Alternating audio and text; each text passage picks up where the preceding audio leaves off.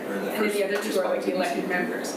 But like, if So, yeah, we didn't go to two who are six the council students, but see each other, jumped into they can't talk about anything related to trust because that's quorum. It's 2 to 3, but it's like super small island. So they'll like see each other at the grocery store and they'll be like, The other thing I would say is I'm sure they do talk to each other, but like,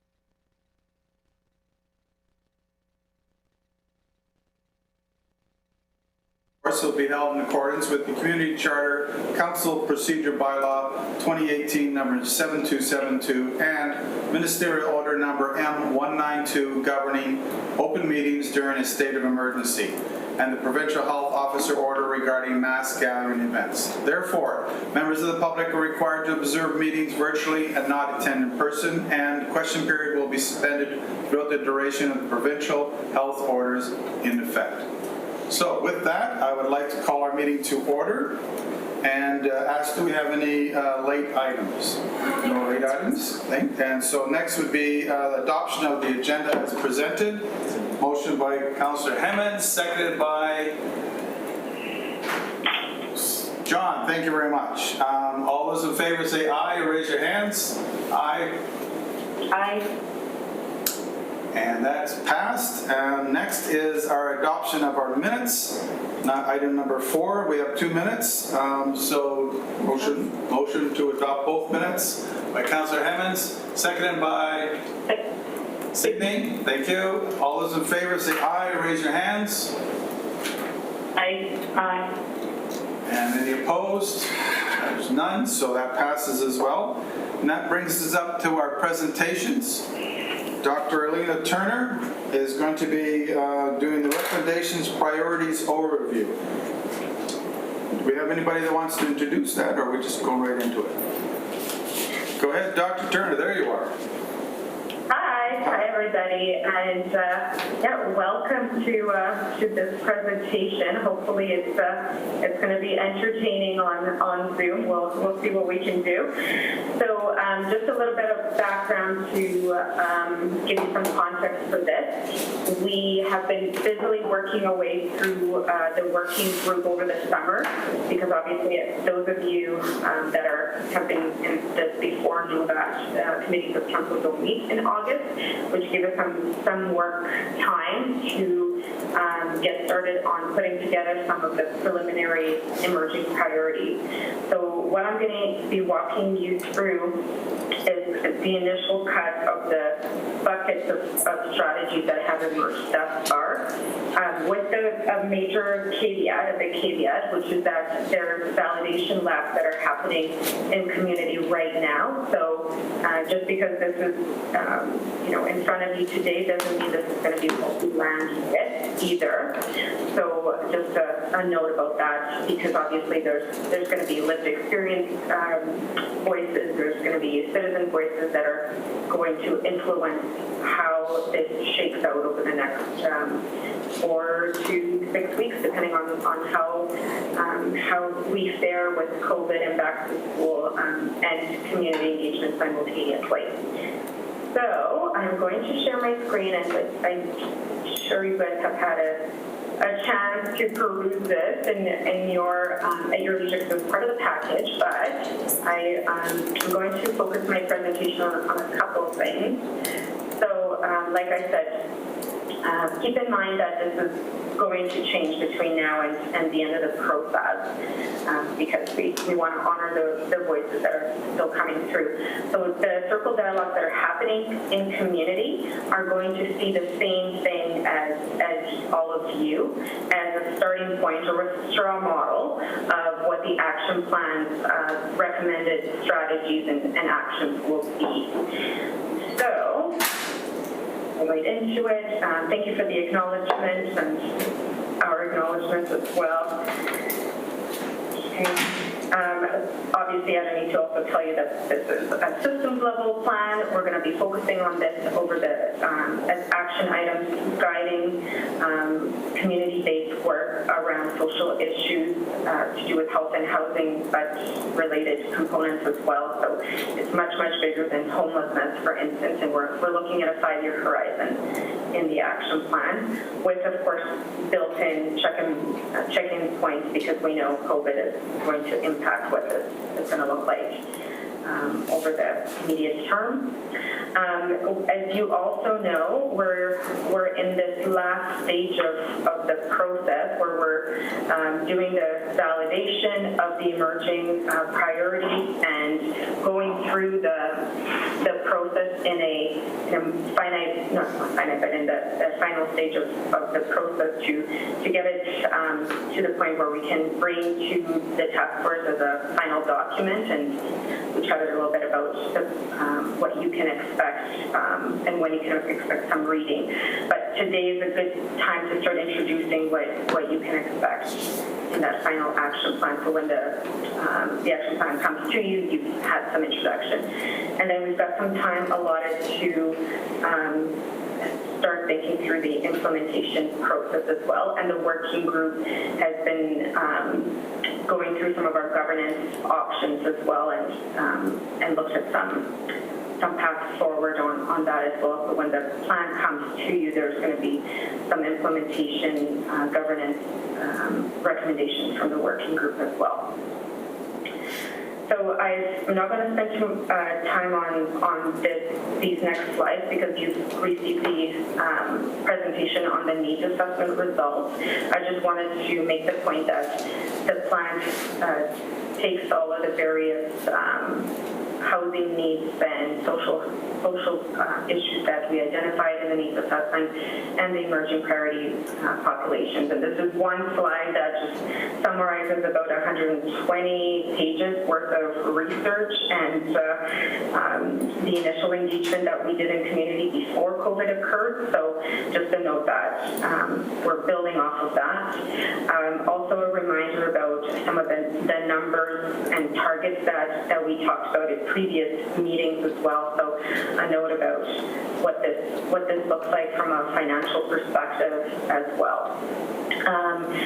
The next piece is, like I said, going to involve rounding out the community engagement. So we had done the 200 participant design lab in March. We have obviously chatted with all of you, the coalition, key community partners over the last number of months. We're doing the lived experience and validation consultations right now. So there's still work underway.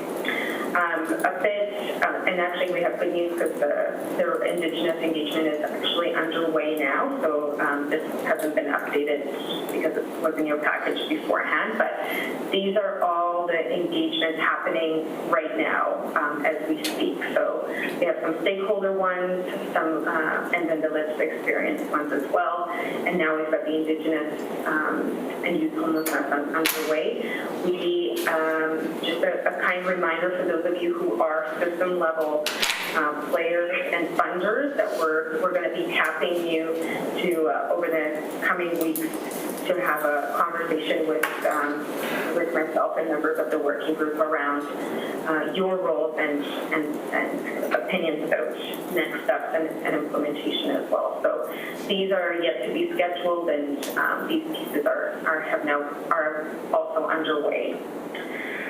So the lab process is looking at the emerging themes that we've identified as emerging priorities. It's meant as a validation, additional ideas from the community that we may have not picked up already. And then, of course, it's another listening opportunity, especially around living experience. Okay, another reminder too that we've got some core values that we're taking as our guiding principles towards this work, and this is something that the working group has developed, and obviously we need to make sure that it resonates with you as well. But you can have a look at them. They're nothing that I don't think people will disagree with, but by all means in the discussion, feel free to make a note. So together, not against, so this is an action plan moving forward for the community, by the community, and we all have a role to play. It brings a holistic perspective and challenges the siloed approach to social challenges. It takes a systems change approach, not one-off or band-aid solution, looks at root causes, not just symptoms of root causes. It promotes a coordinated approach versus the status quo, which we heard that is not currently as coordinated as it could be. action, not consultation. So it's the time for talk will be over once this is done, because we actually we'll have the actions that we're all coming up with together to put into play, rather than meeting about what we should be doing. It's time to enact what we came up with. Shared accountability, not sole responsibility. So these are not issues that are one organization or one ministry or one group problem or issue. It's community-wide, and all of our issues would promote this concept of shared accountability, not kind of pointing fingers, but everybody's doing their piece.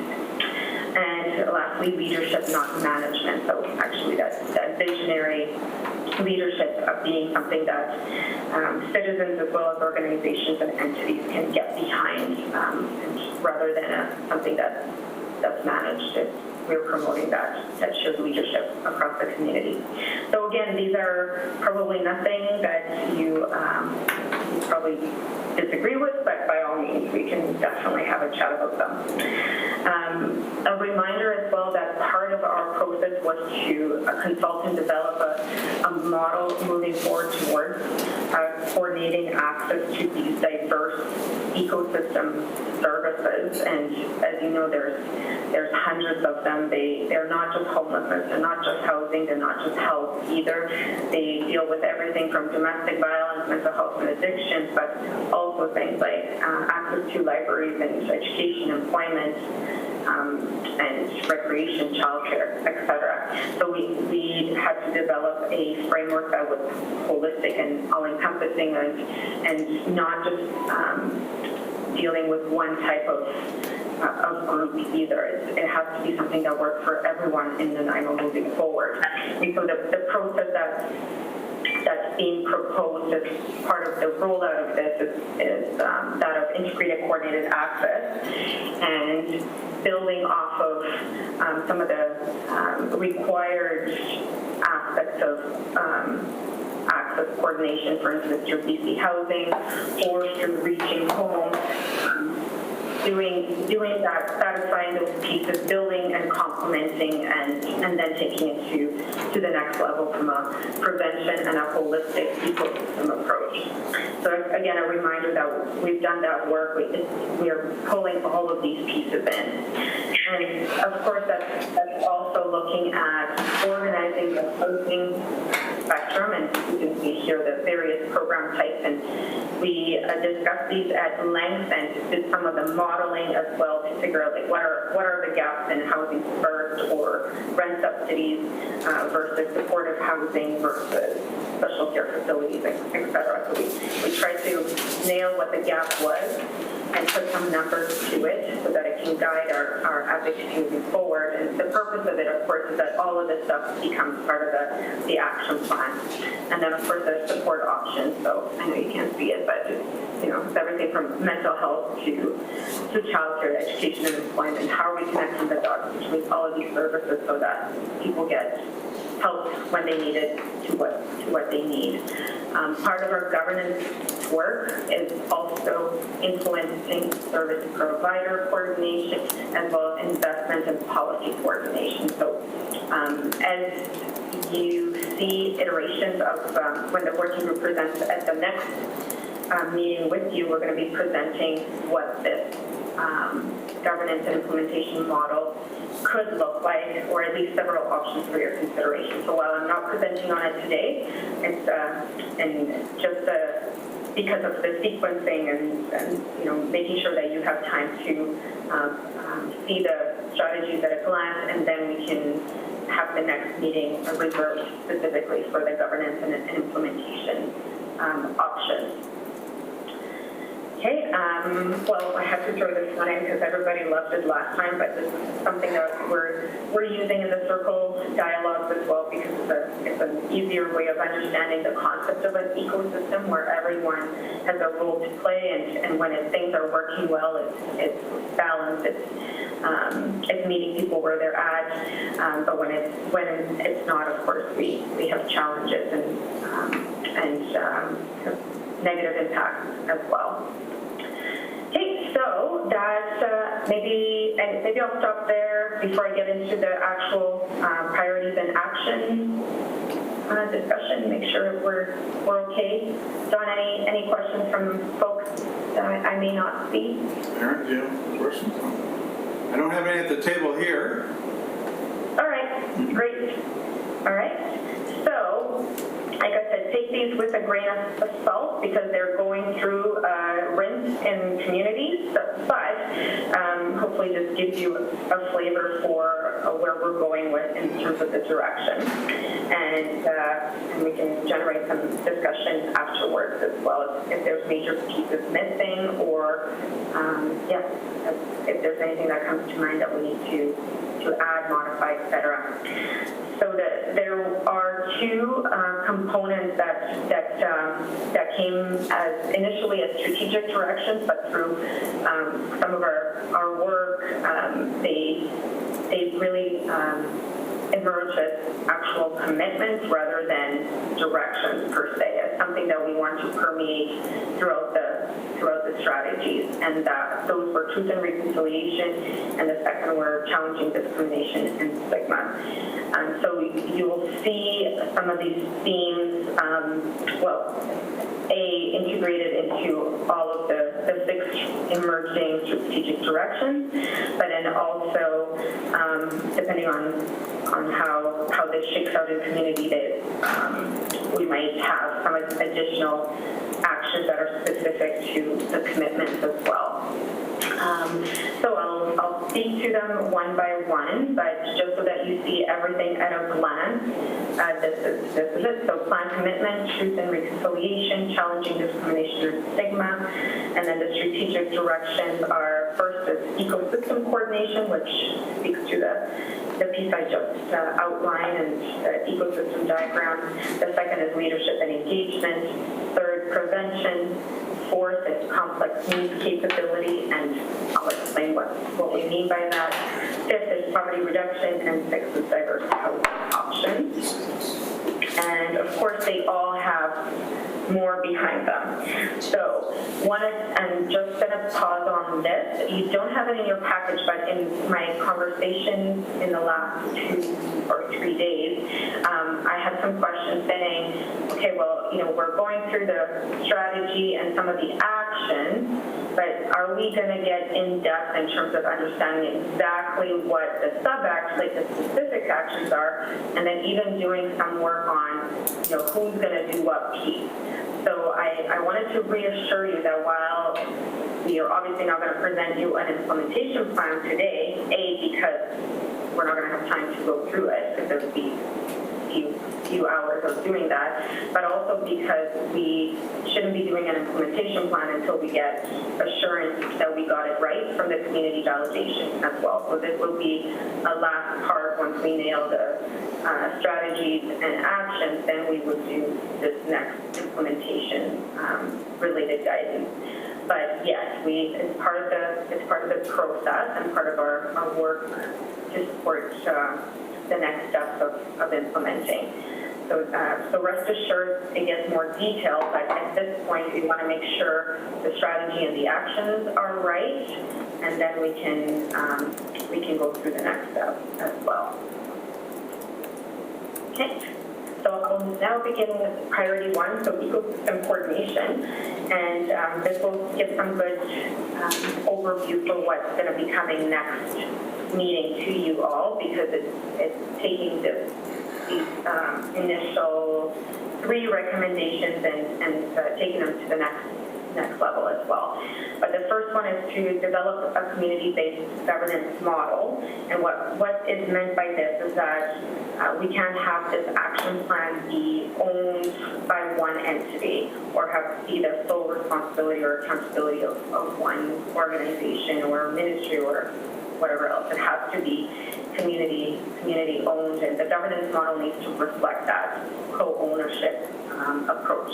And those of you that are from the collective impact world will recognize this as well. It's a very common model when we have complex social issues where there isn't a clear one party that should be doing X, Y, and Z. It's actually something that requires mobilization and co-development in practice. So the action plan is not going to have legs if there isn't this community governance model in place to ensure that it's being driven and championed longer term. There's obviously a couple of key folks that we would recommend and see as part of that governance, community-based governance model. But as I said, we're going to have a fulsome discussion on this.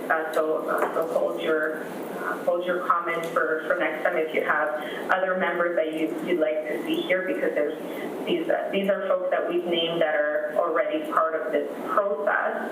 However, one consideration is that the task force as it currently stands would need to be rethought moving forward to have that to not be solely associated with the municipality if this is the course of action that we pursue. However, the cities and MLCC Housing, Island Health Coalition, and the United Way would still have a key role to play within that governance model, but would not be the sole, obviously, party within that.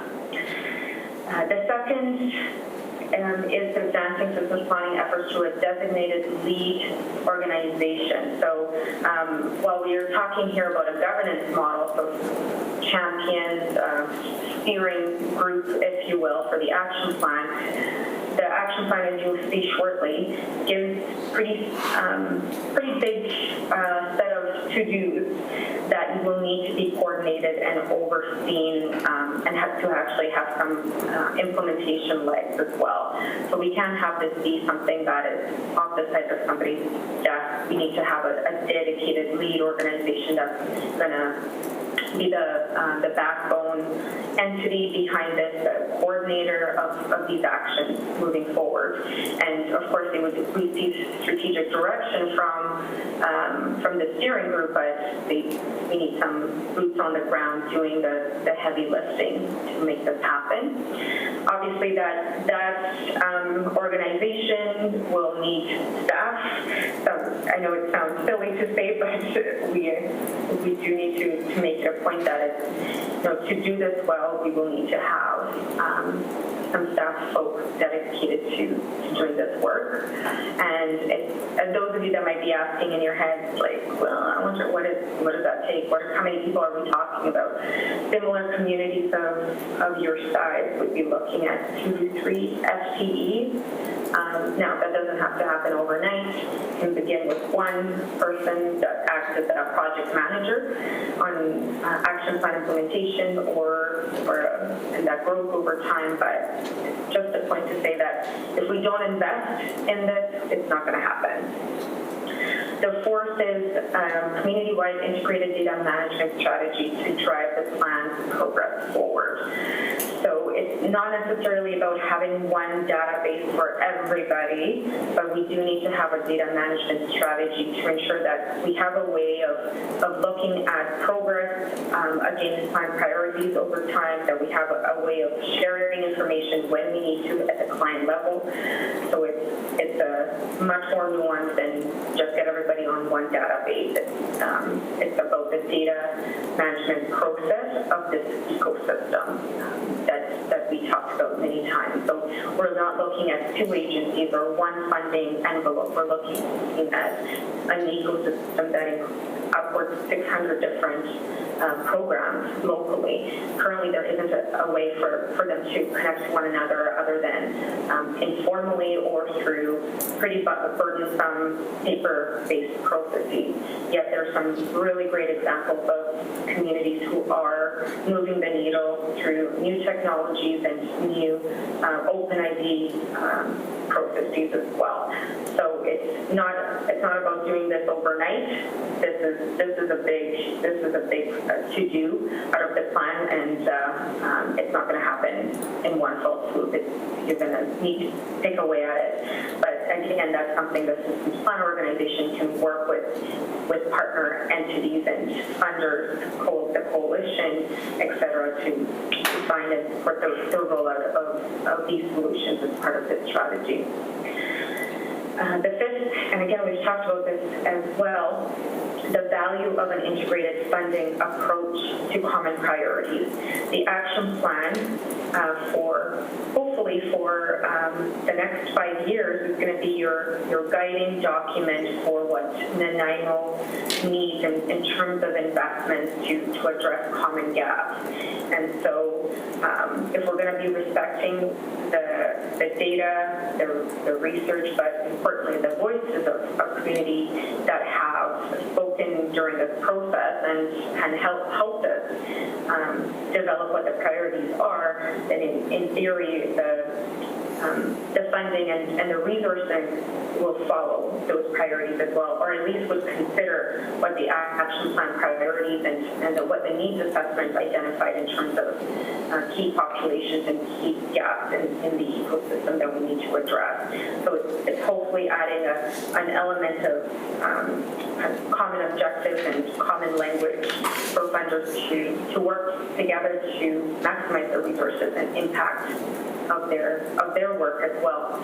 So we're recommending here, and again, it's got to get rinsed through to review the working group, the validation labs, et cetera, but it seems that this funders table might be worth mobilizing around. So can we get the major investors that we know are key players in the local ecosystem, including philanthropy, including provincial and federal forces, including local not philanthropic organizations, but the United Ways, et cetera, to come together and we're not gonna expect people to smooth how money flows overnight, but can we at least talk about it at first and over time build that trust and build that co-investment model and build those shared performance measures and tracking to ensure that the money is being used to meet Nanaimo needs.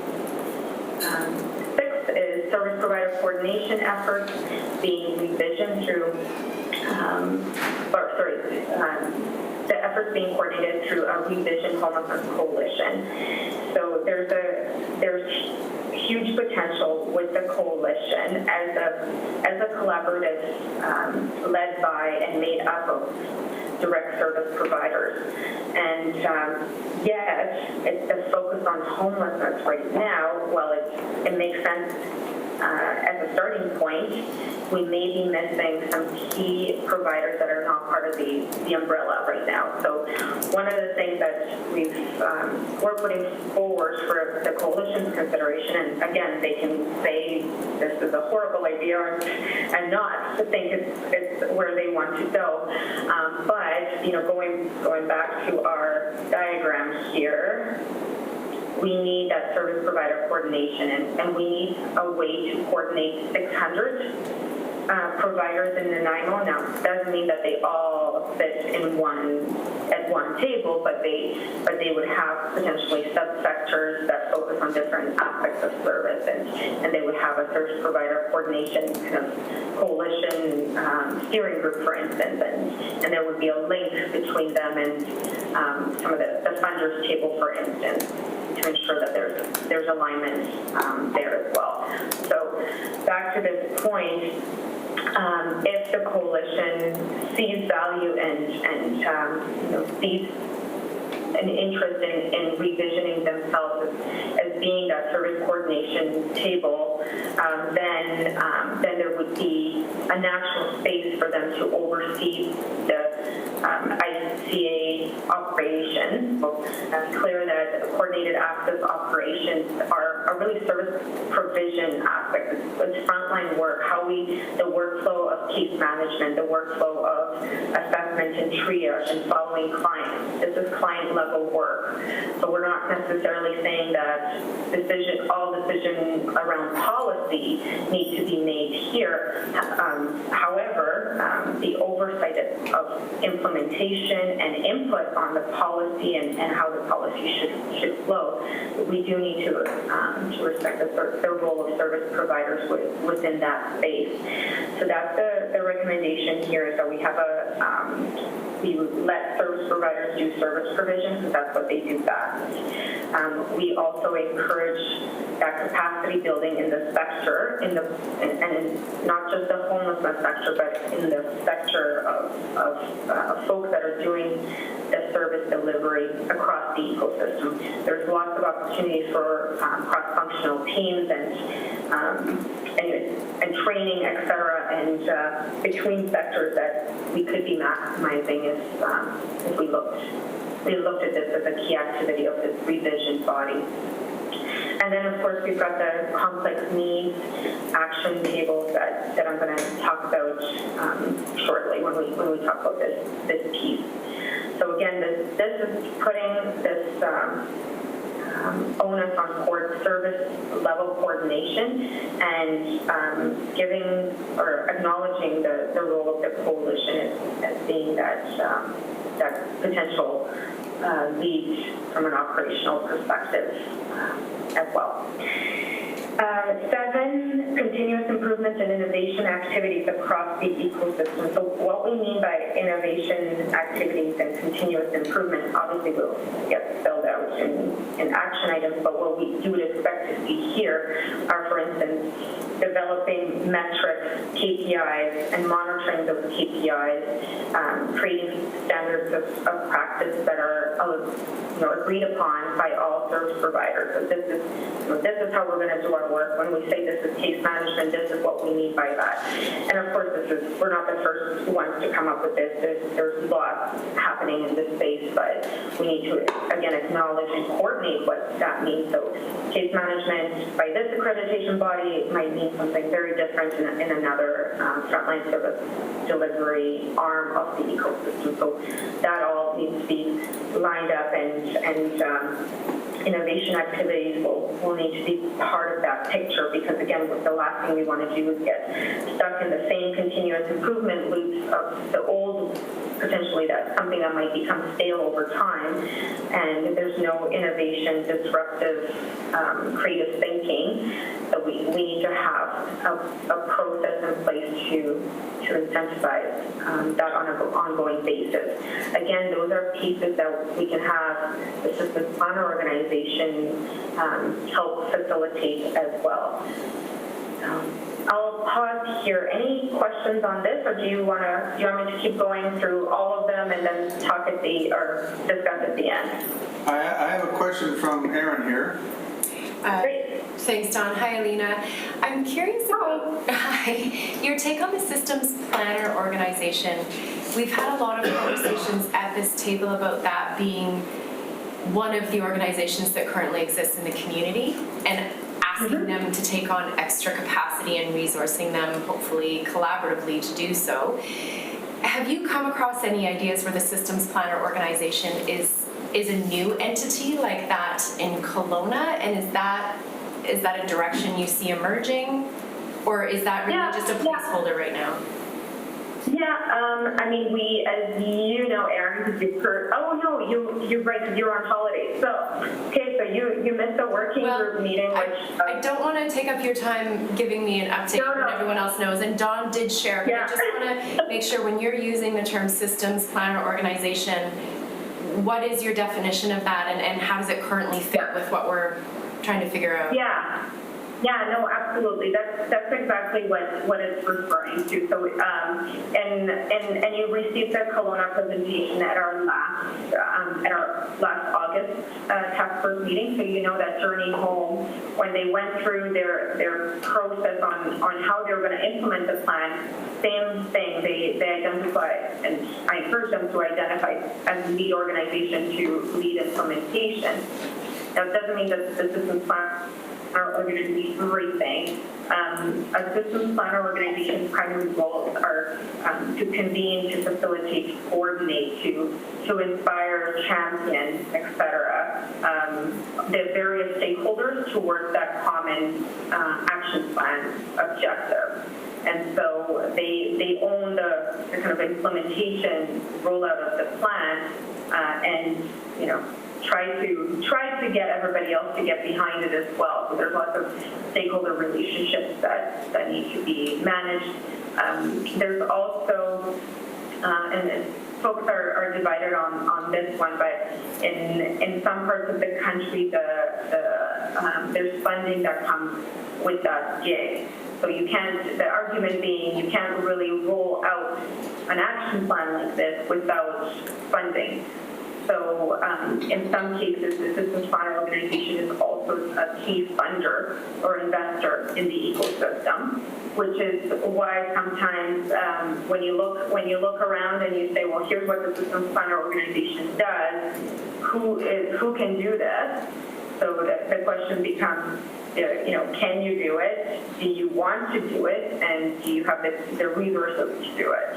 And so you kind of go through your list of potential candidates and kind of have those conversations. And oftentimes where there isn't a clear winner, which is kind of where things are starting to tip in the working group conversation thus far, is that there might be a need to have an arm's length entity that doesn't have a conflict of interest with an existing organizational mandate, for instance. So the arm's length new organization, Kelowna, is always something that can be considered if there isn't a natural system plan organization that either steps up or has the capacity, et cetera. So again, I don't want to take away from today because we're going to have all of next time together to go through our assessment of various potentials that exist in the community. So, we're looking at the United Way, at the coalition, at the city, at the BC Housing as a potential, BHA is a potential. And then this arm's length organization, so something new is a potential. And of course there's pros and cons with everything. As you know, in Kelowna, one of the risk factors when you do go with a new entity or something that needs to ramp up is that there might be a lag in implementation. So, how do we manage those risks with any of the options? There's going to be pros and cons to any of the options. So, Erin, I don't know if that helps illuminate I'm kind of like dangling, like, stay tuned for the next meeting. But yes, this is exactly where we're at the working group level to have those conversations and nail something so that we can, as a working group, we can come to the task force with these options in our internal assessment. Ultimately, the task force is going to make a recommendation. But we want to make sure we do as much background work as we can. The funders and the system coordination design labs that we want to have with, BC Housing and Island Health and United Way, the other funders, we need to do those as our part of our homework, and that's exactly what those meetings need to be about. Again, we don't want to make a recommendation without talking to the people implicated in it as well. So it's a work in progress, but it's happening as we speak. Okay, thank you. Mm-hmm. Any other questions? Anybody online? Questions? Okay, part 2. All right, part 2. Okay, that's the big one. So I'm hoping that these are going to go a little bit smoother. Not smoother, sorry. Not that would go smooth. She throws I threw a wrench in it, sorry. They're less slip of the tongue, right? They're less controversial, I would say, but yeah. All right, so now we're on to leadership and engagement. So this is where we're talking about, obviously things like awareness on homelessness prevention, interpersonal violence, etc.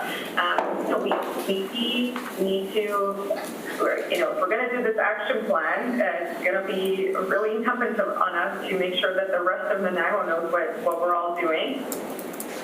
Again, now remember, we're going to have a systems planner, we're going to have a steering group, like we're going to have our coordination in place. So what are they all going to do, which becomes a question. So obviously this awareness piece becomes important. And when we say awareness, I know that Fernaz is on the line, so raising awareness, the marketing strategies, the communication plan, all of that becomes sub-action within number 1. right? So this would have a whole bunch of to-dos when, who's going to do what, and communication campaigns, public education, and over the next 5 years, what are we going to focus our messaging on? For sure, things like knowing where to go for help, that's something we heard so loud and clear that would, I'm not going to say be solved by marketing, but it certainly would go a long way if we had a targeted marketing campaign of where to go for help. That would go, that would help quite a bit. Community engagement in HAP activities. So this is, interestingly, I just was reading the volunteer validation lab notes from two sessions, and they talked about how they see themselves in this plan. Well, that's exactly what it's about. It's not just something that government does or service organizations do. Of course, they have a role to play, but community engagement. So what is the everyday resident? How are they contributing to those activities, and how are we going to create opportunities for them to pitch in and do their part to make Nanaimo the greatest place for everyone. So community engagement activities it's about that volunteer engagement and recruitment, training, etc. We saw lots of excellent sub-action items, if you will, that can go within this category. But it's also about people helping people. So again, are there components that natural support can do? And we talked about that at our time together before. How can we arm people with the right information to help each other during times of distress, so that not everything needs to get escalated through to the last point of resort in the safety net. Like if there's things we can do preventatively, then that's something that we can amp up community engagement toward. Again, it's community development being a key driving force here. We also are looking to the faith community, and again, this is something that we heard from the sessions that we had in community around the potential for a coordinated interfaith action council. So again, we might not end up with this being the term that they use, like this is a placeholder name, but the concept that we're going to look across faith communities, so not just the Christian or Islam thing, it's Interfaith Action Council on advancing health and housing priorities. So what can the various congregations do to support the action plan's vision? See lots of cool ideas that have emerged as well. So an example of this is training some of the faith leaders on how to make appropriate referrals, what types of community resources there are, and making the faith sector a part of our service coordination efforts as well. Now, not everything can and should be done by volunteers, so I definitely want to make that clear, but there's a role to play for everyone. And we want this piece to come into some of our strategies around inclusion and challenging stigma as well. Supporting the city to a provincial, this is like misspelling. Provincial and federal advocacy strategy to support the plan. Now, I think this doesn't have to be just the city, but there's definitely opportunities for lending a bigger voice when the city does do advocacy on adding housing or enhancing support locally, etc. If there was a stronger advocacy effort in place to support the plan's actions, and we were all coordinated and doing the GR in a coordinated fashion. Imagine again the steering group that's made up of key leaders in various aspects of the community. So you've got presidents of universities, or you've got key business leader community members, ensures that we can face community leaders as well that lend their voices to advocacy efforts and with senior levels of government. That's something that we can pursue as well, and other communities have done successfully as well. Real-time data and monitoring, tracking that implementation, and being accountable back to the community. So one idea here has been the creation of a real-time dashboard to show progress against the action plan, so that we can say, well, the plan called for X units of housing, or they called for implementing integrated coordinated access. Where are we at? So having some way for us to be able to communicate in real time on our progress. And again, you can see that helps on our awareness, our engagement, etc., and on our performance tracking more. Communicating plan goals through ongoing engagement. This is where we heard quite a bit that people love that we're engaging with them, but they feel like we don't necessarily have a process in place to sometimes communicate on what's happening now, that things are happening in implementation. So having a formal process to go back to the community, either on a quarterly basis or having an annual report, and having that opportunity to engage with our progress back to key stakeholder groups and more generally residents as well, was something that emerged as well. Supporting an active role of those with lived experience in plan activities and governance. So ideas that emerged are lived experience circles, and having those loop into different aspects of governance. So having links to service coordination, having links to funding, having links, and again, it's not to say that we all vote, but it's to say that we have a formal process through which we check in and create space for the lived experience voices as well. Lived experience of note, and I should say lived, might be better stated as lived/living experience. Having lived experience, I've shared with you all before, I have lived experience of homelessness. I lost my brother to fentanyl 3 weeks ago now, so it's something I know very, very well. But I can't liken my lived experience of homelessness from when I was a young person to what's happening right now. There's a big gap between my living experience and the living experience today of these challenges. So that's an important distinction. It's we can't solely, right? It's a valid, my experience is valid, and everyone's experience is valid, but there's a difference between having lived it and living it as well. There's also a difference between living experiences as a senior with mental health and poverty challenges, and I've never been homeless. I'm not going to be homeless. That's not my living experience.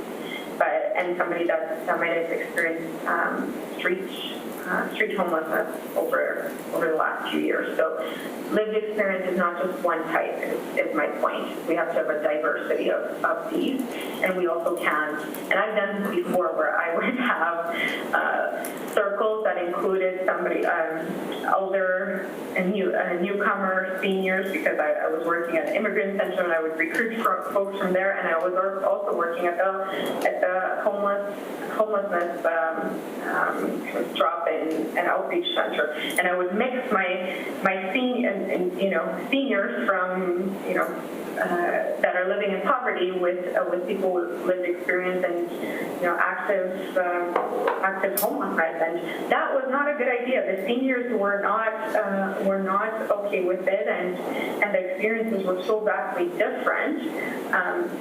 The seniors didn't want to come to the shelter either, so there was safety concerns, etc.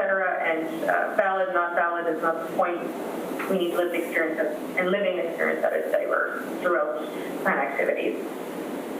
And again, lots of suggestions here because we're engaging with, through our engagement, we're getting these ideas from various experiences as well.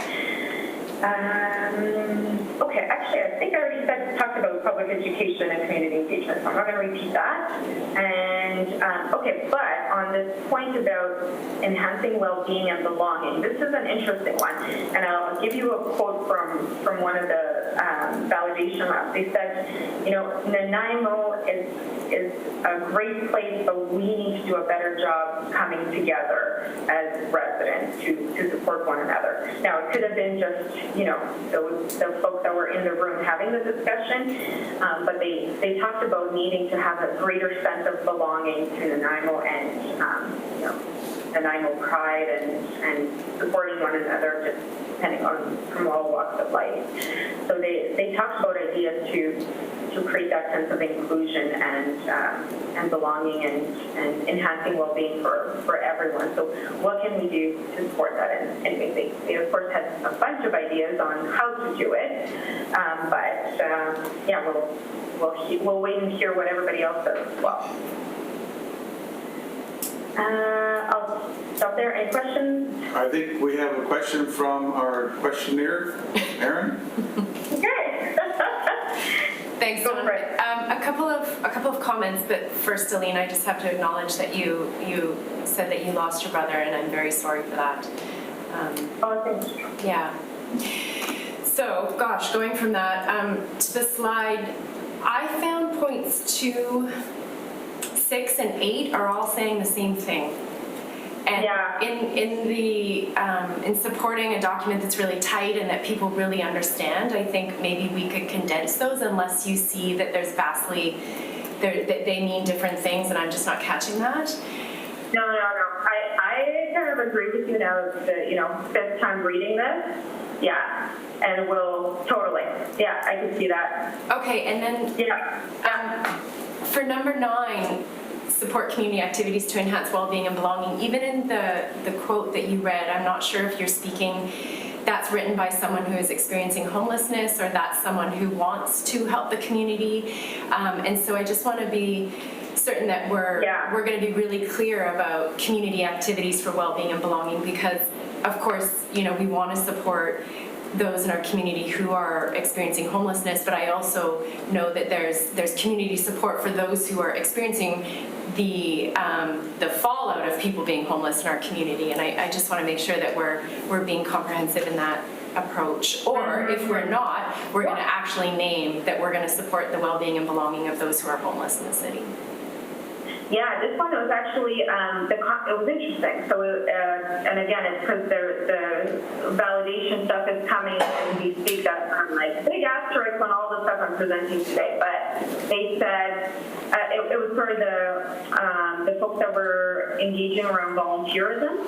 And they were saying, you know what, like it's almost the sense of belonging in the folks that are experiencing homelessness is almost stronger than ours.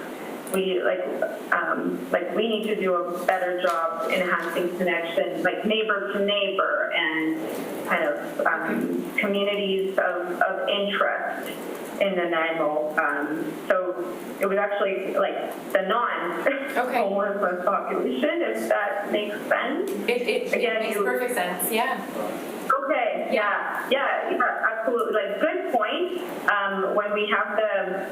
When we have everybody's reports, we're obviously compiling and analyzing anything in a what we heard document. But yeah, I thought it was really interesting, and because we sometimes like get really and it's a valid point. Like we want to make sure that folks that are experiencing homelessness feel included in our community and not marginalized, and there's definitely that aspect to it.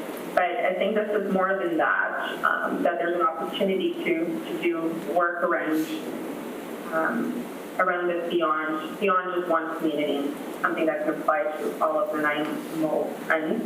Sorry, is that the right term? Nanaimoites, I think. Nanaimoites. Nanaimoites. Okay. But thank you. That helps, and that aligns more with actually what I heard at the labs as well. Yeah. Great. Okay. Great. Cool. And yes, no point noted. What we can do is like, okay, community engagement, great, and we can just put some bullet points, public education, and progress reporting. Yeah, totally. Can get some of the actions down tighter and then have some sub-actions to make it more succinct. Thank you. I completely see that too. All right, prevention. Okay. Awareness, and DL, sorry, that's design lab. This is where some of these ideas kind of came from. So prevention is about obviously addressing challenges before they become crises, so intervening early, etc. So increasing awareness about how to access services for diverse populations. We heard this quite a bit, that people of different target populations don't know how to access services. Interestingly, while there is work that we can do around homelessness specifically, it was actually people at risk that don't know more. So we even heard this from some of the labs, like, well, the street community is tough. We all know where to go in a way. That's not our problem. We have an access, barrier and eligibility barrier problem, but it's actually the student who presents to their teacher and says that they don't have food at home. That's where some of the challenges are in terms of early intervention that we need to do a better job of. So there's been a couple of ideas that have emerged around leveraging recreation centers, community centers, schools, and school-based interventions as well to facilitate this. The online systems map, I had promised you guys that we weren't going to just talk about things, we were going to get stuff into place as well. So we have this systems map that we started to use to that end, and we talked about early intervention screening and systems navigation using the Health Seeker platform, and just continuing to do that would be part of this work. So you've already got your 600 services on there. People are being driven to the site. It's doing its thing. We need to acknowledge and keep doing that as well. Developing and supporting holistic and integrated health and housing spectrum for wraparound support. Lots of words here, but we talked about health and housing spectrum, and if you guys recall, we did all of that work to spell out exactly what the supports and housing numbers would be to meet those needs. In Nanaimo, we talked about a backlog in the community, and how many case management spaces we need, how many supportive housing versus rent supplements needed. That whole spectrum.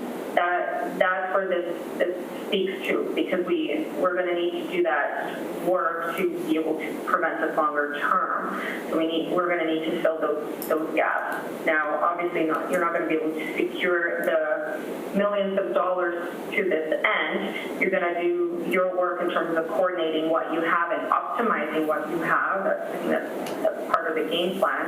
And then it's about advocacy and meeting or addressing the gaps that we identified during that numbers modeling exercise.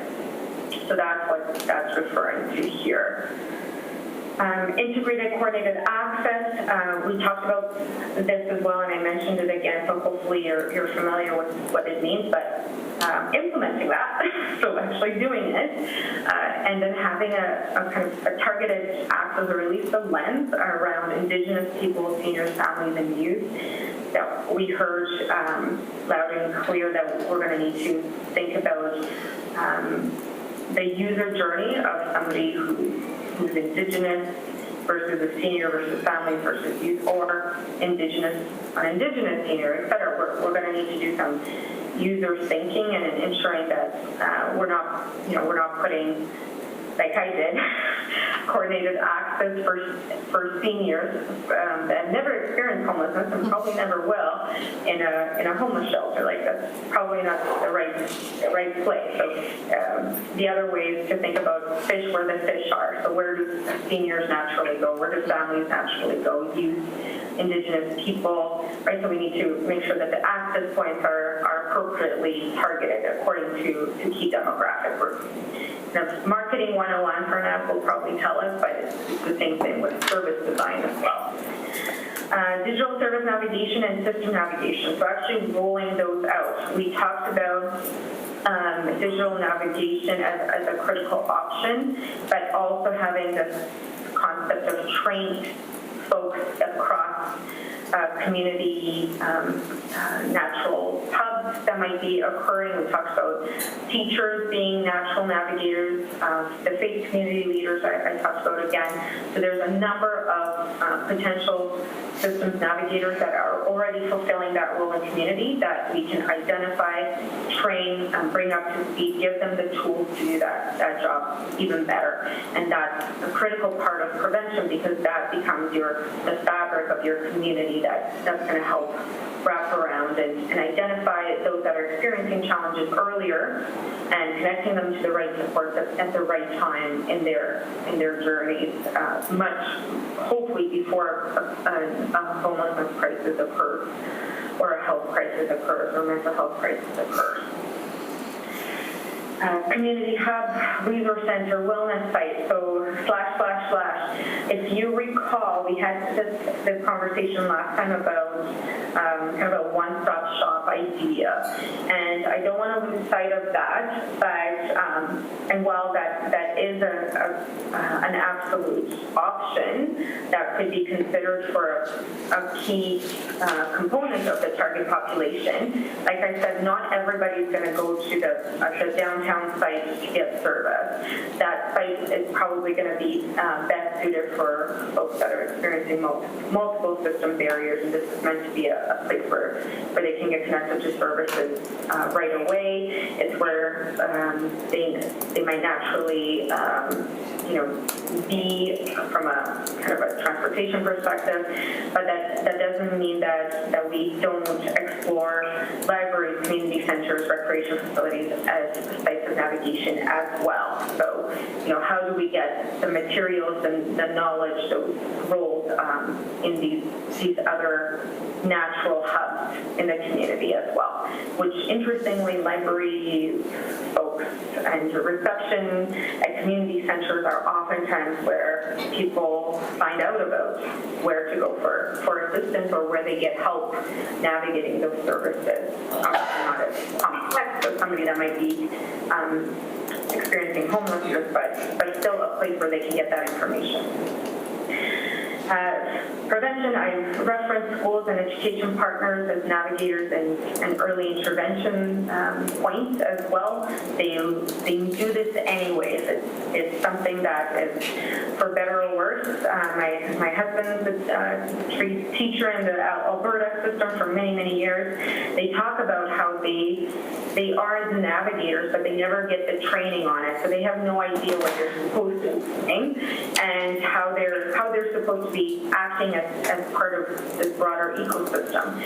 So that's again an opportunity and a gap that we need some work around. The brain development and trauma learning, and again this came out in some of the conversations we've had thus far, and in the research that we did on the NIMO. So obviously we've talked about trauma, we've talked about brain development. When you think about prevention and adverse childhood experiences and the overrepresentation of high ACE scores in populations that are experiencing homelessness is unequivocal.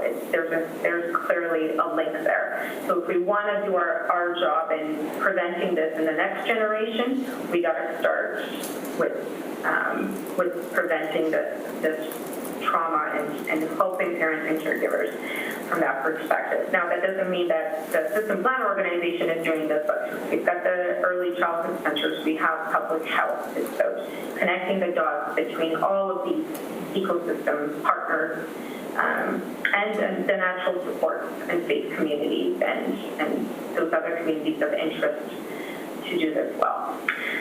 So that's what's emerging around the prevention bucket. Any thoughts or questions, missing things? I'm sure there's lots, but happy to take a break here. Anybody have any questions? Erin doesn't have a question, so we can probably move on. No, she probably does, but she doesn't want to be that lady. I have no problem being that lady.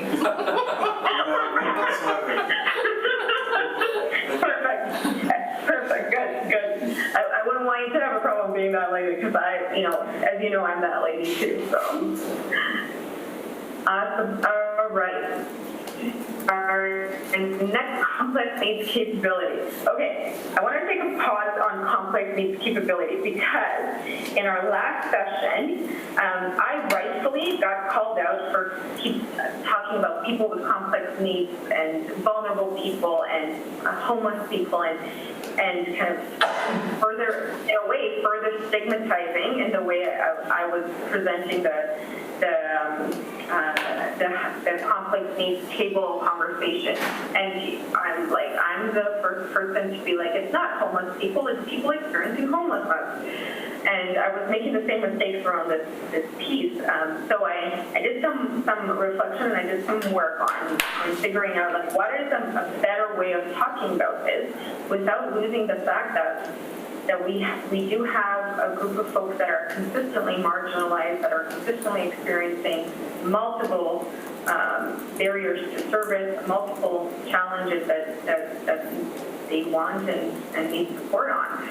So anyway, the end result was that, and again, I'm floating this, we'll see if it sticks, that there's been some research on this as well to say, how do we, it's not about the person experiencing complex needs, it's actually about our capacity as the ecosystem of services and systems to meet those needs. So do we, as a system, have complex needs capability to meet those needs? It's not about them having challenges, it's about us being able to meet them where they're at, regardless of the layering of those challenges or strengths and gaps, etc.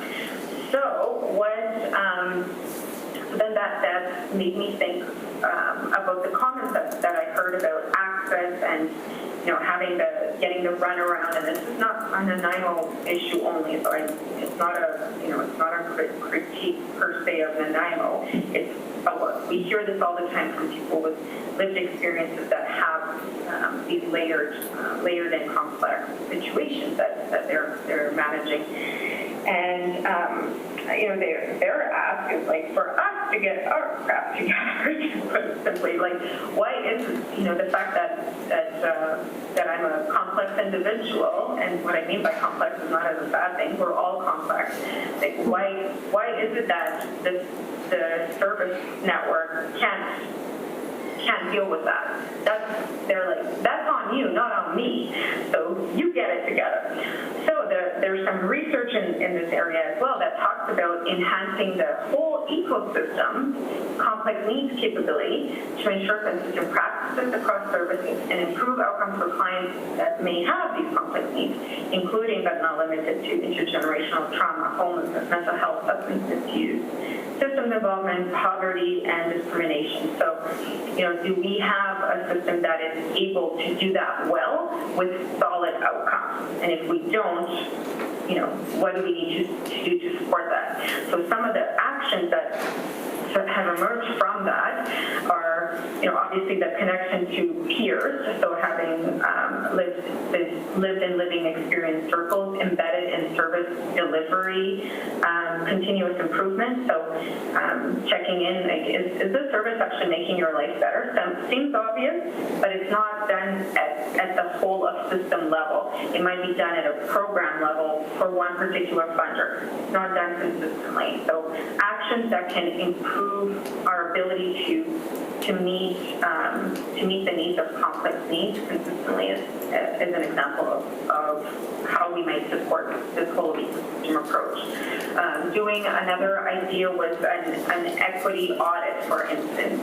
So do we, given the needs of a particular population, is that population getting its appropriate share of resources or of services? And if not, then clearly that's going to impact the capability level. So that's what's meant by that. And there's a whole bunch of things that actions that can be done to support the increasing capability. Because again, we want to build on strengths and do a better job across the board. The complex needs action tables, we talked about these. We, again, might be something that we want to embrace rewording if we buy into this capability piece, but for now, just about the same page on what we're talking about. We have had the conversations with the coalition, with United Way, the working group around what this might look like as part of this integrated coordinated access model. We do know that there's going to need to be some case conferencing when we do have situations that are not one organization solvable by one program or one organization or one system. So having these action tables that support work in this area will be important moving forward. The challenge is that we may not just be able to have one, and so right. And we know that there's Reaching Home has mandated a table. BC Housing has their coordinated access table as well. We're going to need to do some work as a community to line those up, and it's okay to have more than one meeting, but it's not okay to have those meetings without knowing about each other. Is the point. So if we do go in this direction, it's about connecting the dots across these tables and ensuring that there's not a duplication of efforts and that we're not working across purposes from one another. This is also where situation tables come into play as well. There could be potentially a third kind of emerging table as well. Again, nothing wrong with them, but we need to make sure that they're all lined up and working towards common, not necessarily common objectives all the way, but at least they're coordinated in terms of their efforts. Third is this, again, I saw this in an announcement not that long ago, but talking about health and housing intervention teams, we're working with to house and support case management and housing for folks with complex needs. So these intervention teams are teams of case managers, mental health workers, housing specialists that they have access to rent subsidies, they have access to making facilitated referral to treatment, for instance, or whatever the person might need in their community. So these ones are the ones that do the heavy lifting, for instance. So when we talk about needing to house 300, and I'm pulling that number, so don't quote me on it, but whatever our number is, our target number, these are the teams that are actually doing the engagement and housing. Obviously, this comes with a cost, but we've costed that out. We talked about the money, but that is certainly something that could be done in terms of justice systems, discharge planning, engaging folks that might be sleeping rough. So the tent city rehousing is another point where these teams could be brought into play. They're frontline though. They're on the ground doing the heavy lifting. Dr. Turner? Yeah. Yes, Yeah. I think Aaron has a question. Yeah, go for it, Erin. So when I was reviewing this, I had a hard time distinguishing between the complex needs action tables and the health and housing intervention teams. So what I'm hearing you say, based on your description, is that the complex needs action tables would triage folks and that the health and housing intervention team would pick some of those folks up. Okay. Exactly. Yeah, exactly. And that's a really, really important point, because oftentimes, and I see this all the time, it's easy to create a table where you meet and talk about clients. I don't know why, but that's really, for some reason, it's a really popular thing to do all over the country. But then there's nothing on the back end, right? So these folks are meeting and they're going through lists and they're making lists, they're checking them twice, and then they're filing them away, like nothing happened. So you have to have these people that are actually doing the work for these tables to have any value. Otherwise, it's a list to nowhere. It's a door that opens up to a wall. So these intervention teams are able to, for instance, they have rent subsidy money within their budget, so they can help negotiate with landlords. They can make those deals.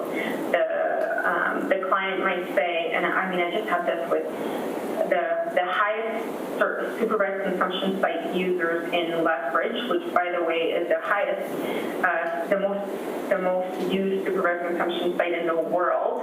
So you can imagine the use of individuals. We did a similar process where we had an intervention team that went in. The complex needs table identified the top, those 5 individuals. The 5 individuals were game. They didn't want to be housed, they wanted to be housed. They wanted support, but it was, of course, on their terms. So the team did that work. And I mean, one of them was saying, well, the reason I'm always getting into trouble is because I'm bored. Or, well, what do you want to do so that you're not bored and getting into trouble? I want to go to the movies. This was obviously pre-COVID. So the team had the funds and it was a whatever it takes approach, obviously within legal means and best practices and all those things. They're team managers, but they got him tickets to the movie theater for several times a week. Again, quality of life goes up, the interactions with police go down. Week after, he wants to reconnect with his family, right? So it's that type of kind of work that these teams do, and it's not going to look the same for this population as, again, it might look for somebody at risk and of homelessness that just needs a rent subsidy. Like, we don't need these teams are targeting this population, right? This is really specific, so they're really specialized. Yeah, so hopefully that makes sense and explains the difference. And there's value in both. They're different purposes, though. Because at this table, you might make a referral to permanent supportive housing. Well, they don't necessarily need the intervention team. But I see that this is not the biggest, but one of the biggest gaps in the NIMO right now, and we hear this from the superintendent too, that the folks on the ground from the police service are seeing folks, but they don't have the kind of enough capacity coming in behind them to engage, to rehouse, to support longer term. So that's a big one. This opportunity center, so a couple of points. This emerged in the task force discussion last time, and I know it's something has been floated around several times, that there isn't necessarily this one place where diverse services for the complex needs group can be brought together under kind of one roof, if you will. So that's been identified as a gap alongside just the basic kind of human hygiene services, the showers, food, drinking water, toilets, etc. So there's been this idea floated around, and we're obviously floating it through this validation process to see if this resonates, especially with experience as well. Is this something that would bring value to the system, where we would be doing some of this assessment, where intervention can start, where Indigenous cultural supports are embedded? It would be trauma-informed, person-centered. So it's not a skeleton drop-in center. If we want to do it right, then it's much, much more than that, and would be appropriately staffed. So it's not a cheap kind of process. Opportunity centers run communities of about $1 million in operation costs to deliver all of this. Now, your community might be able to reallocate existing services to do some of this work. It would be like relocating existing service delivery within a new site. So but overall, like when you add up all the HR and kind of the cost of operations, it's not a quick and dirty $100K investment a year or anything like that. It can be a significant price tag for sure. This piece around most basic human needs piece. This again came from the design lab. people talked about this lack of clean water, access to clean water, access to public toilets, space, low barrier spaces. Now, the Opportunity Center could be one part of that solution, but that's something that they folks talked about, and I'm sure we're going to hear again about as well. So there might be other ways or other actions that could meet this as well, besides the Opportunity Center, that might emerge, but I didn't want to lose that recommendation. 6 is leveraging peer networks to support community members as tree navigators and natural support. So we've got kind of folks that are living in recovery or are in the homeless, experiencing homelessness themselves, that or have come out of homelessness themselves, that might have an interest in and want to expand their role as peer support. So we obviously need to support and encourage that, and that comes with some responsibility and a role to play in ensuring that that's done well and done in a supported, respectful manner as well. So that's, again, something that came up as a recommendation from living experience, and I'm sure we're going to hear that in the validation as well. There's a link between this piece and these housing intervention teams. They can have a peer navigator, for instance, or a peer support worker within the team as well, for instance. Developing mechanisms to assess and communicate complex needs capabilities of diverse services for continuous improvement. So, and again, I'm hearing Erin in my head. This could just be a sub-bullet of number 1. So, how do we assess and communicate whether a service is complex needs capable or not? And if it's not, how do we talk about that and bring it up to a different level, for instance? A point here that I'm still wanting to acknowledge and see what the community says further, because I hear loud and clear that some of the and this is a contentious term right now in Nanaimo, but the social disorder term has been used as something that's divisive right now, and yet there is an important aspect to community safety, and that needs to be reinforced by the plan, obviously in a way that's not that's fair to everyone. And I know that there's work happening in this area, so I do want to link to those pieces that are emerging and from a community safety perspective. So what are we doing that is supportive of this as well for people that are experiencing challenges in running their businesses downtown that are impacted by social disorder, whether we want to call it that or not, or the effects of homelessness and rough sleeping on neighborhoods, etc. So again, there's some cool ideas that don't have to be us versus them either. So one of the pieces that I've seen implemented in Yellowknife and more recently in Kelowna has been leveraging peer support to become part of the solution as well.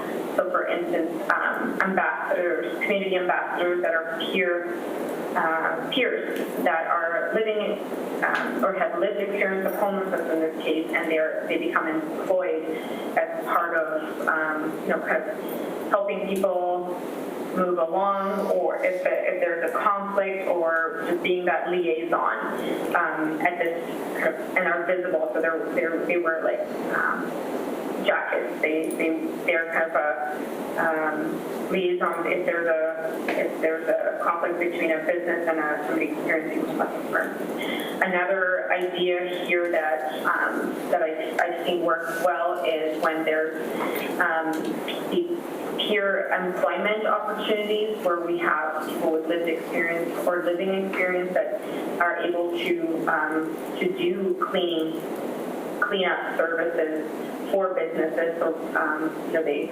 again, it's kind of catch-22 around this, so I don't want to seem like it's going to make all the problems go away, but it's part of building those bridges amongst these and kind of challenging the us and them, and in some cases, like in Yellowknife, the Common Ground Initiative, folks have, it's become like a thriving social enterprise, and now people are getting housing because they have income.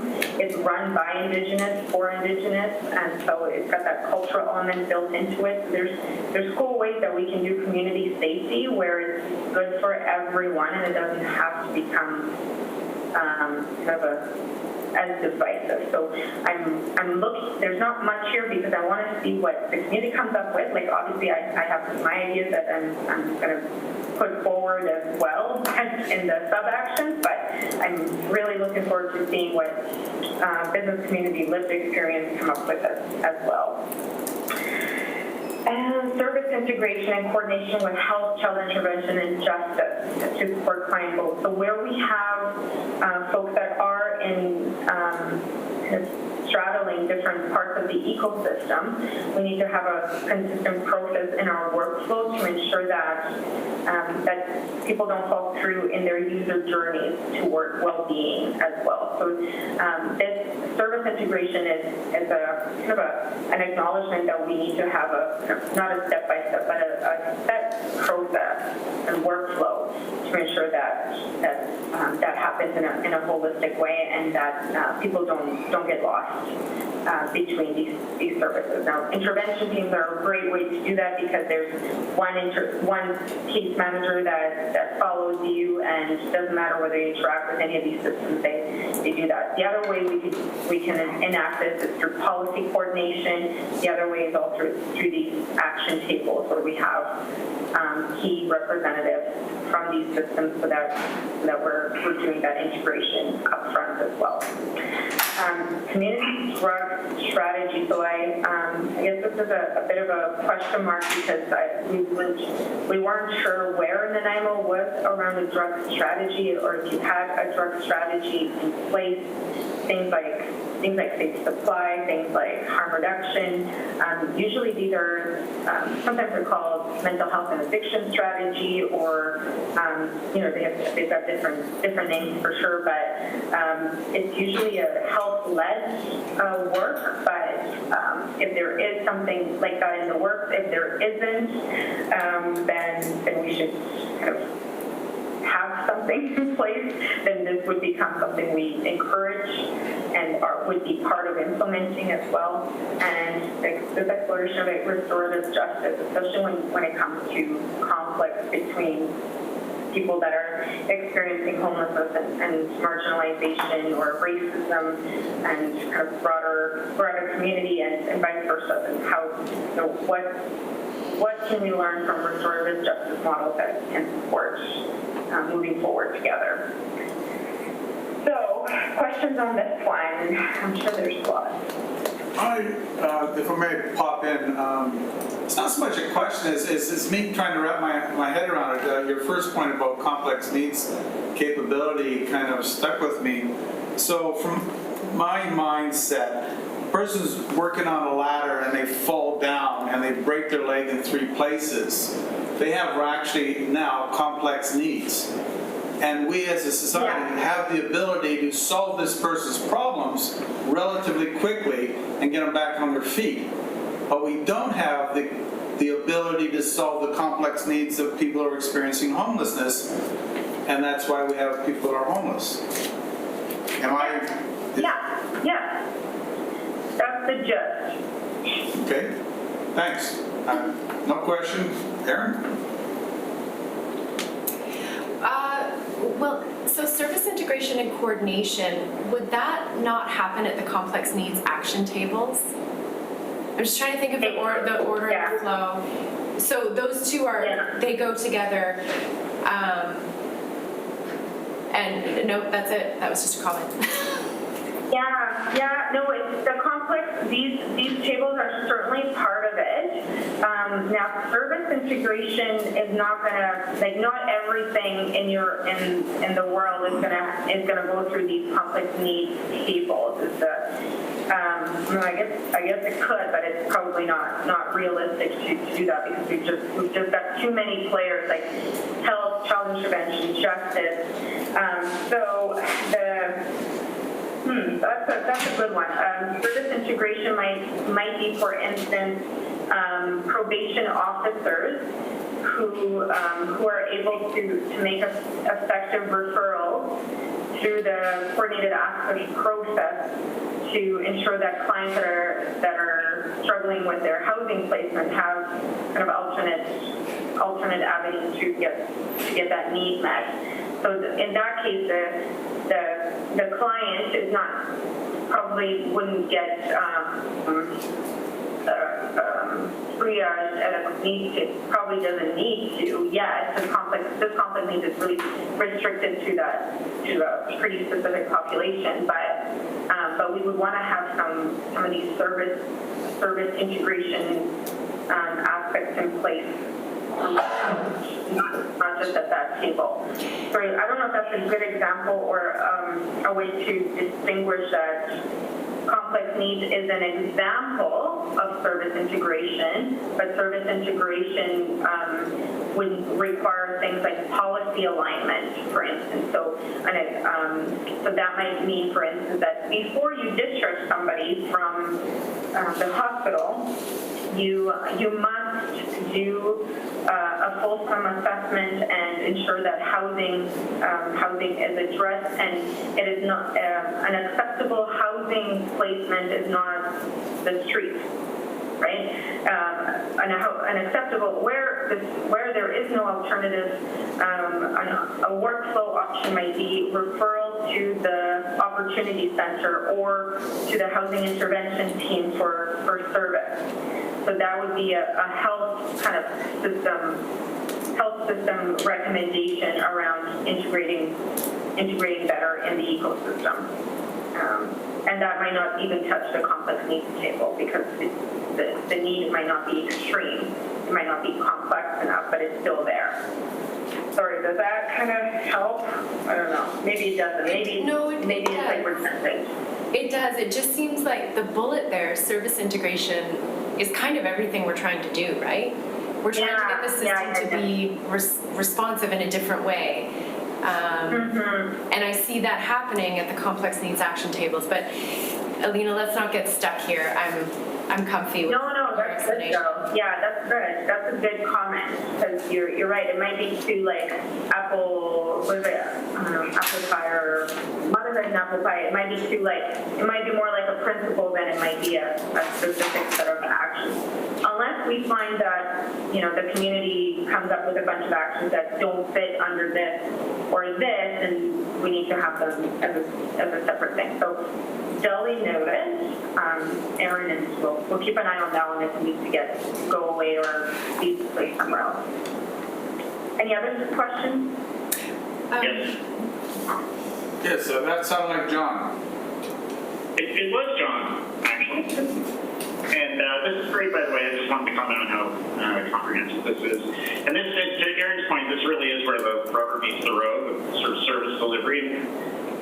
We've started to see a little bit of this kind of service integration around COVID with people not going talking about the justice system, not being put into remand, but actually being put into bail so that we can actually work with them or continue to work with them in the community, which is a really exciting opportunity for people not to end up starting to revolve through the justice system on an ongoing basis, and really is more of a kind of prevention approach to criminalization of people. I'm just wondering, Alina, to what extent, so you've had the conversations with service providers and with Way and others, and to what extent, I'm just wondering about BC Housing, Island Health, and their engagement in this particular priority, because clearly there's a big component of what they can bring to bear on this that this is speaking to. Yeah, absolutely. I'm hopeful that's just sort of speaking, promising. For ourselves, yeah. Exactly. Well, and that's kind of, this is the rubber meeting the road. Like we're coming up with these solutions, we're talking to everybody. At the end of the day, it might seem like a kind of a great idea in idea iteration or when you're coming up the creativity part, but then when it comes to this conversation, this is really relevant. So. Here.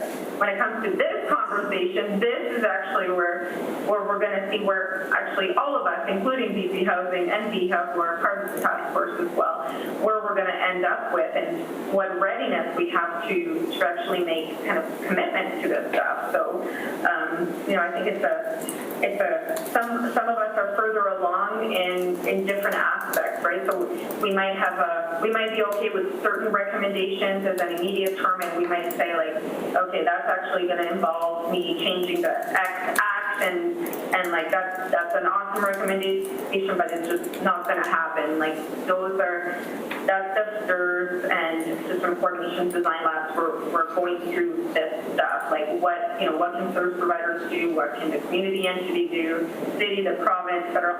This is, by the way, from Edmonton, so don't get stuck on these categories. It's going to have BC Housing, right? BHA, Reaching Home, ESDC, Community Entities United Way, Coalition. I'm guessing. I'm glad you asked that, John, because I'm guessing not every service provider will have a similar role either in this. So it's also part of the ask to the service provider community to say, what role or where do you think you can chime in based on where you're at? What can you do? What you want to do? What are you capable of doing? And that might be a really interesting kind of reflection of where the 100-some organizations in the community to see, where they fit within this as well. So it's an exercise that everyone can do as part of implementation, and we see this done really well through kind of your strategic planning processes, and that might be one of the asks in implementation to say, take this kind of RACI chart through your own organization, kind of, and fill it in, and consider it. You don't have to do it. Obviously, this is all voluntary stuff, but what are the pieces that you can get behind, and what can your board get behind? What can your staff get behind? And then it's like it can be something that you can embed in your strategic planning, business planning approaches as well, or at least consider it, right? It's obviously it's something that we can't make anybody do, including, especially not kind of very major provincial bodies, but we can ask, right? And we can, and the job of the systems planner and of the steward, that's why we're saying, like, look, it'd be really important to have all of these players in that so that we can get their buy-in at that systems level. And then over time, year one, we might get these three low-hanging fruits, every year we're building those relationships stronger, and we're building that trust, we're building that commitment, and we're showing success, so there's kind of more buy-in that happens over time, early adopters and early majority, et cetera.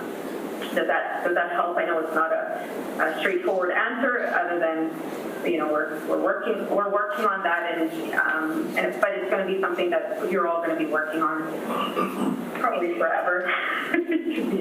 Maybe just ask another bit associated with that. So that at this point, I would say that priority number 4 in particular is aspirational, and that to. Oh, sorry. This one? The one where you were just talking about complex needs, right? Yeah. In terms of the priorities. And that at this point we haven't really kind of vetted any of that with anyone in particular, but these are recommendations for next steps. Yeah, and the validation labs are happening over the next 2 weeks, and those include BC Housing, Island Health, the United Way, etc. So that's the conversations with them. Although the task force is also where they sit, but I don't know, is anybody here from BC Housing or Island Health that can answer this way better than I can? I don't think so. Okay. So, yeah. Delhi noted, I don't know, I keep saying that because I'm listening to Canada Land right now, but it's on its validation lab is happening with those entities kind of not just at the task force level, but also in the individual conversations or the funders lab. Any other questions on complex needs? We've got two more. How am I doing for time? These are really good questions, so part of me is like not wanting to rush, but I'm sure you have other things to talk about. So, Well, Don, how am I? we have about 15 minutes left. I don't know how we're going to be able to finish this entire agenda. So, Yeah. How Karen? do we want to feel this out? We can defer the next item to the next agenda. It's just know that that's going to be probably actioned on by the coalition over the next few weeks. Okay. And it's their puppy anyway, right? It's their money. Yeah, Okay. it's more for input information. So does everybody want to just carry on and we'll see if we can get through the rest of them? I'd like to finish this. Yep, okay. Let's carry on and we'll probably end up deferring the next two items. Okay, thanks all, and yeah, sorry, they're really good questions though, so I do want to rush. Just poverty reduction, you might be like, why is there poverty reduction as a priority 5? Well, because we heard this again from the consultation. We're hearing it quite a bit from the community voices and from the research that we did in the needs assessment as well. That there's quite an appetite across the province around poverty reduction. It's a BC's poverty reduction strategy is an excellent framework that they're looking at implementation and UBCM fund poverty reduction strategy so that you can have a deeper dive into these components as well. So while I'm kind of recommending a poverty reduction strategy, I'm also going to tell you these are items 2 through 9 are typically what poverty reduction strategies include. So by all means, a poverty reduction strategy is always it's a good kind of deeper dive into these issues for sure, but you've got a really good head start if you use the needs assessment that we developed as well as some of these recommendations. You can really kind of round this out pretty easily and quickly through the system planner organization as a future planning priority. Policy changes, so typically, and again, I'm not making this up, we see this as best practices in other communities and what other communities are doing.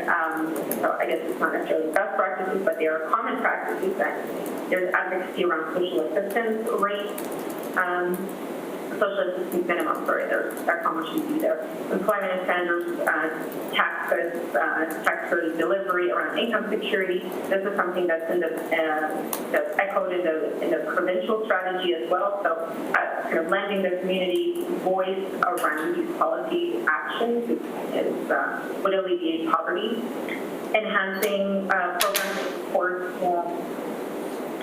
living age or living wage, so the concept of living wage, and of course anything that we can do to encourage businesses around living wage is always great, easier said than done in a recession. Social purchasing policies might be another one that encourage purchasing from vendors that provide living wage as well is another way to do that.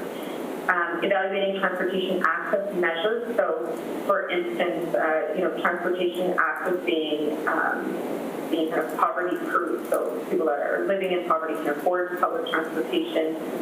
The transit routes are available to communities that are experiencing poverty as well. But then also alternative transportation options. So, for instance, there are communities that are doing community-based rideshare programs. So think of not democratic, but like a Uber co-op model where it's done by communities for communities. So those are kind of ideas that can can support this. Financial employment training support, so especially during a time right now around COVID, challenge for people to know how to even get access to financial services. That the application process is really complex in some cases. Training and employment supports as well, having enough and the right time for the time. Again, this is not something that, let's say, the city does or a particular service provider does, but we're looking at a community level. Do we have the right training support in place? This is, again, where business community can have a role to play here. Various levels of government have huge roles to play in employment and training, as you can imagine. Community economic development, so things like housing co-ops, social enterprises, all of that can contribute to clean economic development. You can see I talked about social enterprises support in particular, but community economic development is probably something that, well, I know it's something that the municipality certainly advances as well. But what can we do through action plans specifically that low income or businesses that are started by low income residents or that employ low income people with living wages to lift people out of poverty is an example of that. Social purpose and social enterprise support. Are we incubating social enterprises that are tackling poverty challenges? Food security is one that we talked about previously as well, and that's where ideas that have already emerged. There was a food security validation lab that I was reading through as well, and they talked about food to table, reducing food waste. Developing processes to generate enough food so that nobody goes hungry in Nanaimo. Those can be social enterprise endeavors. Talked about a social innovation fund. So do we have means in the community through philanthropy or government funding or to generate these creative solutions in the ecosystem to reduce poverty and advance well-being for Nanaimo residents. So it's the incubation of these innovative services and practices. Do we have a means to encourage that in Nanaimo right now? And if not, how can we do that? So for instance, in some communities there is a social enterprise accelerator, and they kind of encourage investment from private sector, from government, from individuals to create these solutions and scale them if they prove to be successful. A good example is the one actually that got kickstarted by none other than the Police Commission Foundation in Edmonton that is doing exactly that. Food security measure, I talked about this as well, so promoting that sustainable livelihoods and ecosystem, reducing waste, supporting healthy lifestyles, so the idea of a community kitchen, and actually to Erin's point about inclusion and sense of belonging, people talked about this idea of a community food center as something that can bring people together around healthy eating, having community gardens, more community gardens is an idea, growing food in people's front yards so that we are maximizing the use of land, and then ensuring that food is distributed to people who need it, that everyone has it, and it's not all food bank reliant. There's community engagement, there's volunteerism, community-driven work. I'll pause there. Any thoughts on this one so far?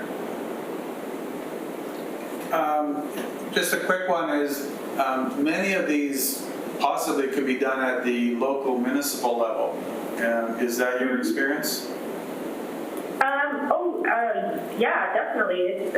All of these could, I could see this, when we go through that RACI chart on implementation and the city thinks about, okay, what can we do on items 1 through 9 on poverty reduction?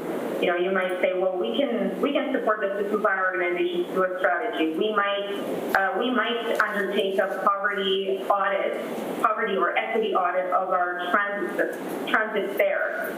We might look at a social innovation fund and challenge our business community to find innovative solutions to some of these social challenges or something like that. We might encourage community gardens on city land that is underutilized. And so absolutely, there's probably stuff that you can do in all of them to different levels as a municipality. Okay, thank you. Do we have any other questions? No? On to number 6. You have 6 minutes. Okay, excellent. All right, so diverse housing options. So, okay, luckily, you've done lots of work on affordable housing strategy. You have a 2018 affordable housing strategy that's awesome, that's really comprehensive.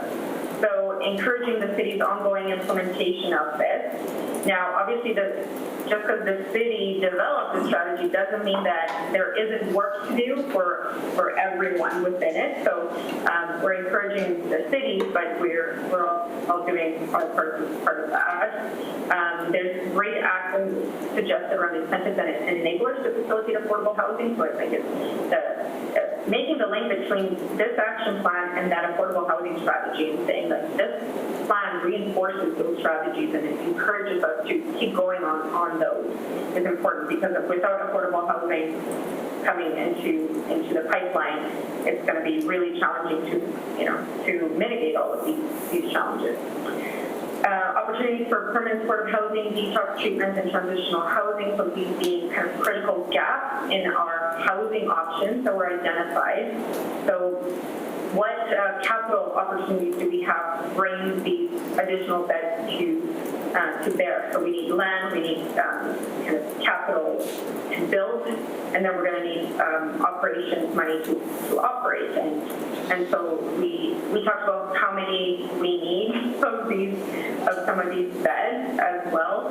Detox, I wasn't able to generate like a number other than to know that people said that the wait lists are indicating that there's pent-up demand that's not currently met. So detox and treatment being still gaps in the community. We again exploring opportunities to meet these gaps. We're going to put numbers on what we can as kind of targets. Provincial investment in supportive housing to meet planned goals with Island House, basic housing, private sector, and service provider partners. So how do we get the province and private sector, probably federal government through national housing strategy as well. So please ignore that it's only provincial investment. Advancing homeownership grants and supports for low-income households. Again, we're not the ones, there's nobody handing out grants, but there are, however, opportunities through different levels of government to create these grants and support opportunities for low-income households as well. But we need to kind of lend our voices to ensure that there's the flow out of affordable rental into affordable homeownership is there. Tracking the affordable housing pipeline using technology in real time to enable reporting and public accountability. This is a one that I've heard quite a bit from stakeholders in particular around not knowing what's on stream and where in the pipeline different affordable housing projects are at. Now I get that there's sensitivities around where and how decisions are made, but where possible, if we could have a mechanism to know what's coming on, and so that we know where we're at, and where community investment campaign, coordinating a capital drive, so essentially a co-investment model, so that we get some private sector partners to co-invest with government and community-based partners in capital to meet these needs? Is there a way that we can, leverage some goodwill where we have it to add to the unit numbers by working with private sector and philanthropy? So maybe that's something that United Way might be able to help since they're campaign experts. Rent supplement programs for market units. So what can we do to encourage additional rent subsidies? We talked about that we have a need for additional ones. So we're going to need some advocacy to get those in place. And then establishing a formal and informal landlord engagement strategy. So if we're going to place folks in market housing for some of our initiatives, if we're going to encourage landlords to support our plans, we're going to engage them. So so that's the sixth one. Like I said, we have the kind of the commitments around Indigenous and discrimination that I will kind of bring back at our next meeting with the what we heard in the community, especially because these are pretty important to connect with the Nanaimo First Nation is doing their consultations right now around these, and these things are coming up in our lived experience class as well. So we'll bring those back and tell you what we've heard around those priorities and how we're going to, do we weave them within these as lenses, or do we have kind of standalone action for these as well? We've drafted some that we were circulating, but they obviously need to get validated, and so I want to present them as finalists at this point, but although I'm happy to discuss them, the drafts are in your package as well. All right, I will stop talking now. Okay. You're more than welcome to continue on, but I'd ask if there's any questions that anybody has. I'm not hearing any. Thanks for the presentation. Oh, thank you everybody on the working group who have kind of bore the brunt of doing all this work. That's why we don't have to ask any questions now. Yeah, we spent a lot of time with these. Yeah. I'm not seeing any other questions. I want to thank you very much for the presentation. It certainly helped a lot, I think, for a number of us getting through this. I am not seeing any further questions, so I think in that case, we're now at items 6 and 7, and unfortunately we're out of time, so I'd ask for a motion to defer these to our next meeting. So moved by Aaron, seconded by John. Thanks very much. All in favor say aye. Hold your hand up. Any opposed? Okay, that's carried. Which brings us up to our adjournment, unless anybody else has anything they want. I see a lot of people wanting to move quickly here. So I ask for adjournment. Aaron, seconded by Kim. Thanks very much. Signey, all those in favor? Okay. All right, we're now officially adjourned. Thank you, Elena. We'll see you next time. See you next time. Okay. Goodbye. Sorry, we didn't get it, but that's That probably was important to spend the time on that. Hey, Karen, for you. Yes, oh, you have my report. Yep. Just a heads up, it's just gonna be a few minutes for me to stop the recording. Thanks. Is that awkward? I don't know which counselor required us to do this, but